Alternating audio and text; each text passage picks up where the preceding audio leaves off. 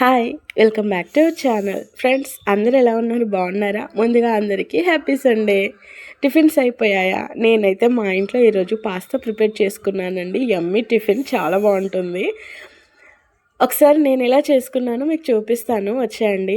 అందుకోసం అయితే స్టవ్ పైన ప్యాన్ పెట్టుకొని ప్యాన్లో ఆయిల్ వేసుకొని పచ్చిమిర్చి, ఆనియన్, టొమాటో వేసుకొని అది మగ్గిన తర్వాత అందులో అల్లం వెల్లుల్లి పేస్ట్, పసుపు, ధనియా పౌడర్, నాకు స్పైస్ ఎక్కువ ఇష్టం కాబట్టి ఇంకొంచెం కారం యాడ్ చేసుకున్నాను. తర్వాత సరిపడా సాల్ట్ వేసుకొని కరివేపాకు వేసుకోండి.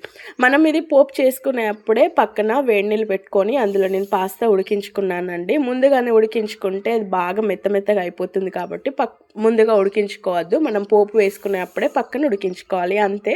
అది ఉడికిన తర్వాత తీసి మన పోపులో వేసుకొని పాస్తా పౌడర్, మసాలా పౌడర్ బయట దొరుకుతుందండి, అదైతే యాడ్ చేసుకొని కొత్తిమీర వేసుకున్నాను. చాలా బాగుంటుంది టేస్ట్. వీడియో నచ్చితే లైక్ అండ్